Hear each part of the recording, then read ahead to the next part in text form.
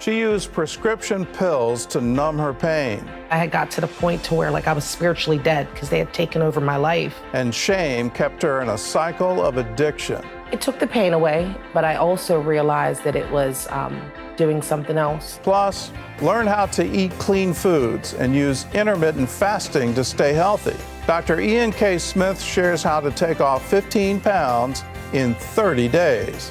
All on today's 700 Club Interactive. Well, welcome to the show. It's graduation season, and here's one man's graduation story that's going viral. A World War II veteran is finally getting his diploma at 95 years of age. In 1943, Joe Perricone was set to graduate from Hillsborough High School on the west coast of Florida. But the world was at war, and Joe answered the call. My draft board said, you go and serve your country and be a big boy. Fighting with the U.S. Army. That's Joe in the middle. At 19, he faced off with the Germans, wearing this dog tag through France, Belgium, Denmark, and the UK. Keeping him sane through all the misery, this handkerchief from his fiancée. She had the perfect name, Hope. When he returned, he would make her his wife. But there was one thing missing. Leaving for war meant no graduation. No diploma. Finally, we would like to welcome a very special guest. Joe Perricone is a member of the Hillsborough High School class of 1943. So this past weekend, 76 years later, Joe's life would take another amazing turn. He was not able to receive his diploma in 1943. Now came the time. Ladies and gentlemen, from the class of 1943 and now the class of 2019, Joseph A. Perricone. Joe getting his diploma in front of a crowd of people that owe him more than applause. Like so many of his generation, putting their country before themselves, and some still standing strong. What an incredible story. The story of perseverance. Well, That is the truth. to say, yeah, I'm not going to give up on this. I'm going to go Perseverance for it. on every level. I mean, even the pictures of him after being told he had to go in and serve his country, happy, good to be with his guys in the midst of war. I mean, amazing guy. The greatest generation. Yes, absolutely. Well, anyone could be struggling with an addiction, and it's not easily overcome. Pastor Irene Rollins shares how the path to overcoming addiction is walking with God, taking it one step at a time. Hello, my name's Irene Rollins, and I am a wife. I'm a daughter of God. I am a mother, I am a pastor, and I am a leader. And I'm also a recovering alcoholic.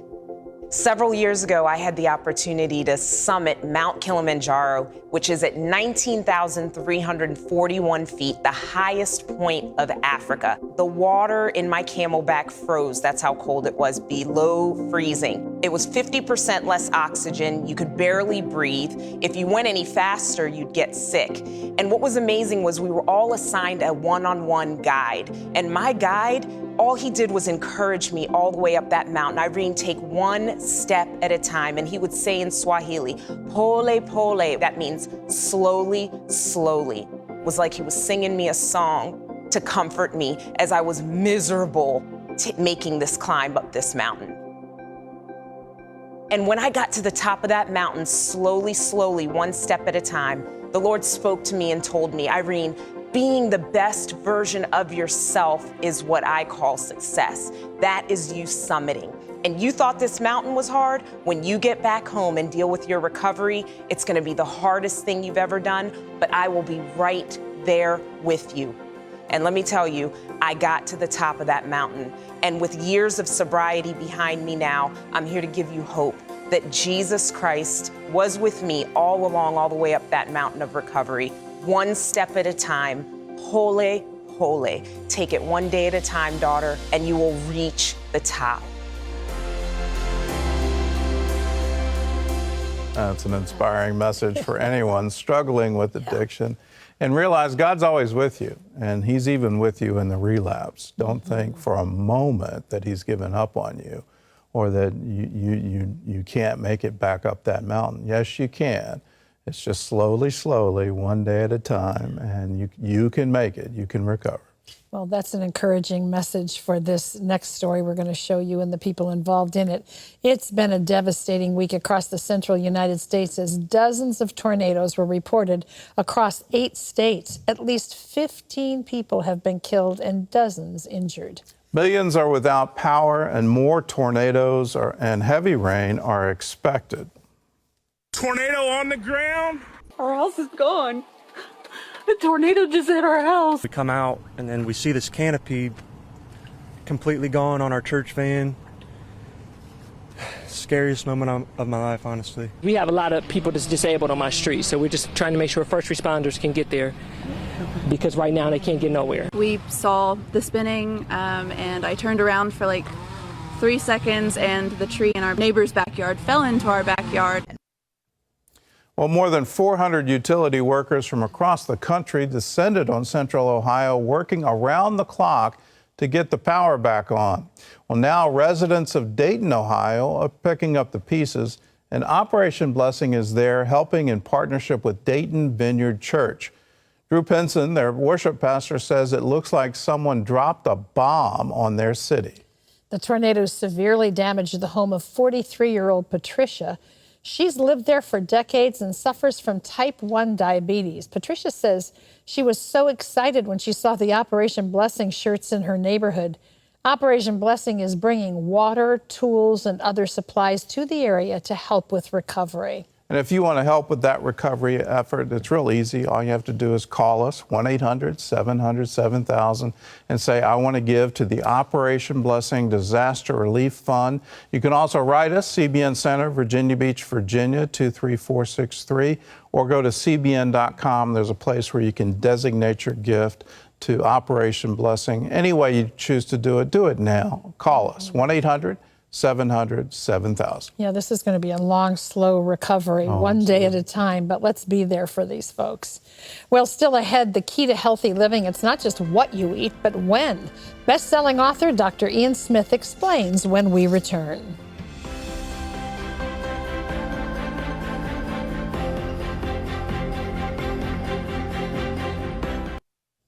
Dr. Ian Smith has helped people from all walks of life get into shape. No matter who he's talking to, he makes sure they know 2 things: how to eat clean and lean. New York Times bestselling author, physician, and fitness enthusiast Dr. Ian Smith believes everyone should be eating clean. Processed foods are cheap and ready to consume, but Dr. Ian wants us reaching for better choices. In his latest book, Clean and Lean, he gives us real food options powered with intermittent fasting for increased energy, quicker weight loss, and a new you. Best-selling author Dr. Ian Smith joins us now. Great to have you with us with your new book, Clean and Lean. Glad to be here. You say that we have lost touch with real food. What do you mean by that? Well, because manufacturers have put so many processed ingredients in our foods, things like food coloring, texturizers, things to keep foods shelf stable, which means they don't spoil as fast. So all these synthetic chemicals go into our foods, and it's so different than how God gave us food. God gave us food off of a tree, out of a ground, and walking in a pasture. And so I'm trying to, in this new book, get people to eat foods closer to how they were in their God-given state, and that has tremendous health implications for us. So when we eat clean, what impact does that have on our bodies? So it reduces the amount of inflammation in our bodies, which causes heart disease and other kinds of problems. It helps our hormones. Processed ingredients can disrupt our hormones in our system. It kind of clogs us up, so it frees us of that. Helps us lose weight, it clears our skin, helps us sleep better, and it makes us less sluggish. So many people say, I've been tired for so long. It's because these food ingredients are just really weighing us down. In your new book, Clean and Lean, you give some guidelines on how we can eat this way. Share a little bit. Sure. Well, one thing is, for example, go away from the white stuff and go to the brown stuff. So whole grains. Whole grains are important. So whole wheat or whole grains are important. You can have canned and frozen fruits and vegetables. Just make sure they're canned. You actually list in the book 30 great things that we can at least 30. Diet. At least 30. And the idea, by the way, is about flexibility. So the program says you can be a vegan, vegetarian, pescatarian, diabetic. You can make it work for you. I want to make it customizable. So talk about intermittent fasting. It's kind of the latest, greatest, and people are somewhat confused, and you really outline it clearly in here. There are options. Yes. Intermittent fasting simply means periods of eating with periods of fasting. It's not starvation. You don't do it for a long period of time.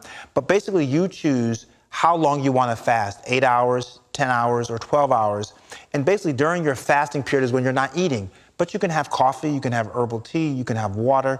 And the beauty of that is intermittent fasting drives your body into your fat stores for energy. So it breaks down and burns your fat so your body can use it for energy. So you not only will lose weight, but you can actually lose belly fat and body fat. Well, and you give some options in here where you can start with a smaller amount of time 8 hours. and then increase To 12. To 12, yes. and that, I guess, would be the Yeah, ideal. it depends on kind of what works for you. 8 hours is basically sleeping, by the way. Yeah. So we're already intermittent fasting. Should be. We should be sleeping 8 hours, most of us.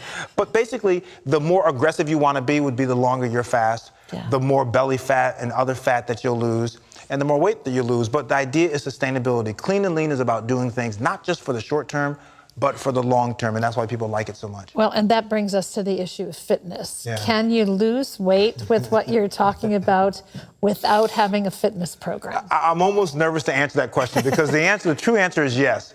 So we have this Facebook group called Clean or Get Leaner, so people should join that group, Clean or Get Leaner. Many people have lost weight just by changing how they eat and doing the intermittent fasting.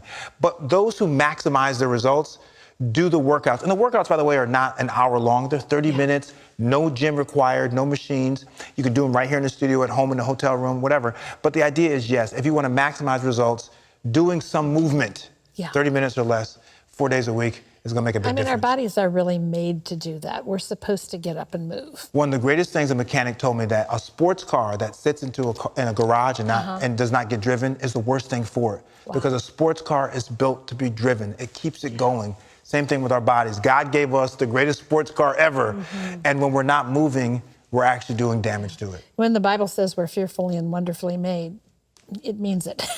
beyond measure. I mean, there's no way to describe in human terms how unbelievable God made our bodies. It's just, we don't understand it. What would you say is the biggest mistake most people make?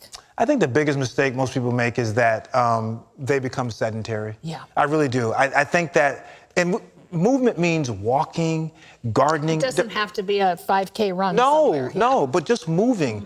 And people become more sedentary. And as you become sedentary, your parts start breaking down.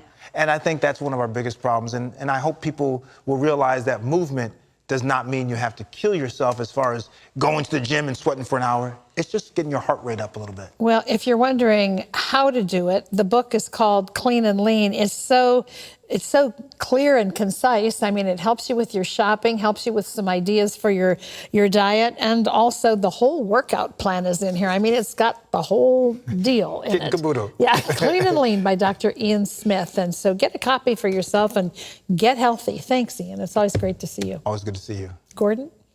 Up next, a mother who was popping pills to numb her back pain and then later to numb the pain of everything else. I was just a walking shell. I was very disconnected emotionally because I had got to the point to where I was spiritually dead because they had taken over my life. Find out how she got her life back right after this.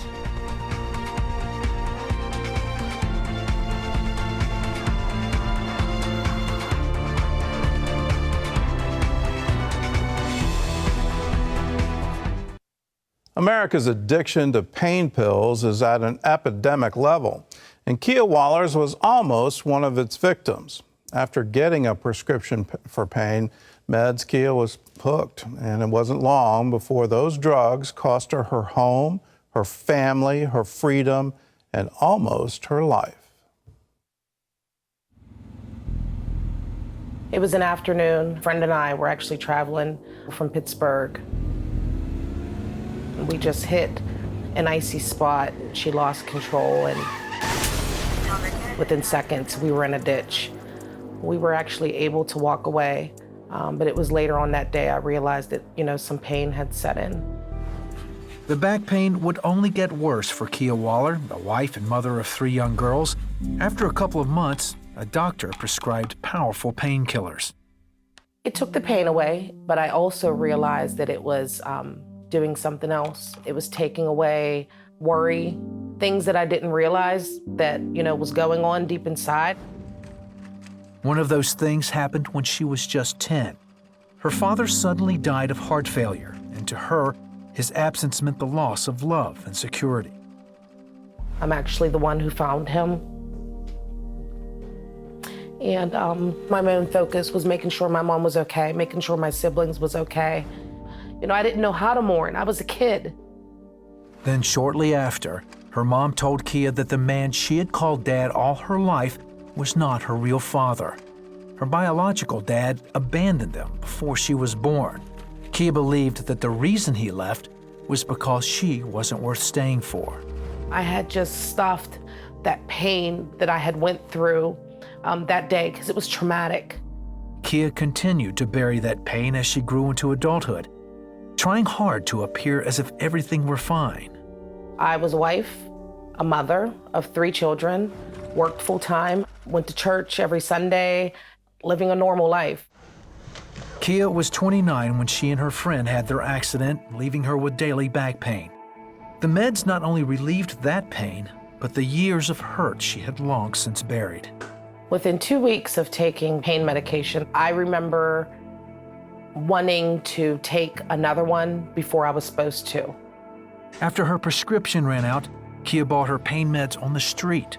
Still able to function, she managed to hide her drug abuse for a long time, even from her husband, Orlando. But inside, she was dying. I was just a walking shell. I was very disconnected emotionally because I had got to the point to where I was spiritually dead because they had taken over my life. When she could no longer hide her addiction, Kia confessed everything to the one person she knew would hold her accountable, her mother-in-law, Sonia. I was a crack addict. When you've walked it, you know what that monster looks like. I felt that she needed to go to detox, rehab, and then a halfway house. She kept telling me no, no, no, because her family needed her. She was the only person that gave me that tough love I needed. I couldn't stand her. I couldn't. Sonia convinced her daughter-in-law to try rehab, but Kia's addiction raged on. In the coming years, she went to jail multiple times on DUI and drug charges, followed by more stints in rehab. Orlando tried everything to help his wife, but even threatening to take the girls and leave didn't work.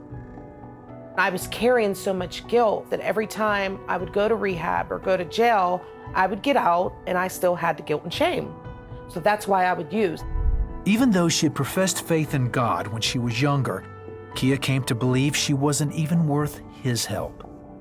He was there because there was many times where I should have died. He never left me, I left him. I felt spiritually dead.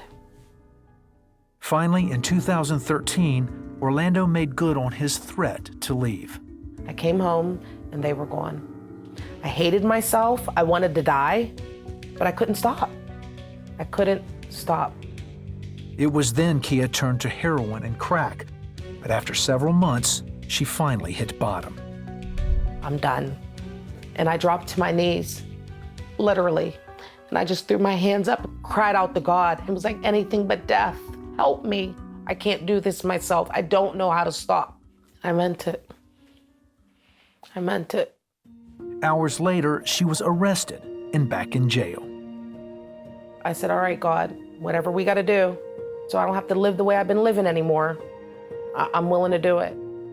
While in prison, Kia looked to Jesus and his word for truth and healing. She also went through a long-term addiction program.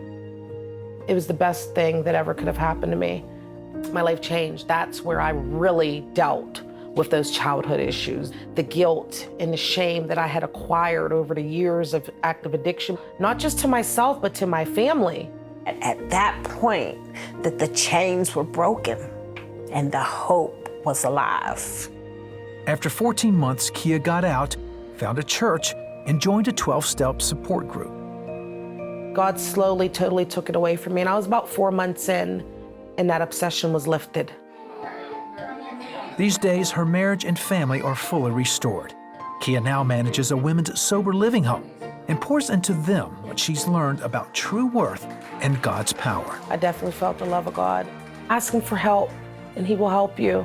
You can change. It's so possible. I should be dead. But God said, I got a plan for this one. And boy, has he showed off, and I know he's not done. Let Kia's story encourage you. God is saying to you, I have a plan for this one. I have a plan for you. And the Bible has wonderful messages for you, that he has plans for you, not to harm you, but to give you a hope and a future. And before he even laid the foundation of the earth, he was thinking about you. He was thinking about good works that you would walk into, things that would satisfy you, give you that thing that you've been longing for your whole life. And maybe if you're like Kia, you can't see any of that. And you really can't see a future where you're not using. I don't know anyone who starts out saying, I want to become a drug addict, or I want to become an alcoholic. That's my goal. That's what I want to do. Nobody starts that way. It all starts very innocently. With Kia, it was a doctor's prescription. For some people, it's an experiment. You're in a crowd, you're with other people, and so you decide to try it. And then, slowly but surely, you get hooked. For Kia, it didn't take very long. A lot of that has to do with what opiates do to your brain and how they literally rewire it. But it turns into this slippery slope. And before you know it, you're doing more and more. Your tolerance is going up and up. And things you thought you'd never do, you're now doing. Either it's trying to replicate the high or it's just trying to make you feel normal. Either way, you are slipping away. And the thing that you used to take is now taking you. And it's taking over, it's taking control. And the most bizarre thing of it, it starts to rule your thoughts, where every waking moment is spent thinking about how you're going to get the next fix, how you're going to get the next high, how are you going to get away with it, how are you going to cover it up, how are you going to lie to everybody around you, and how are you going to lie to yourself and continue lying to yourself that you don't have a problem. Well, I've got really good news for you. God hasn't given up on you. He hasn't left you. You're the one who left him. And he is watching over you right now. And what is he waiting for?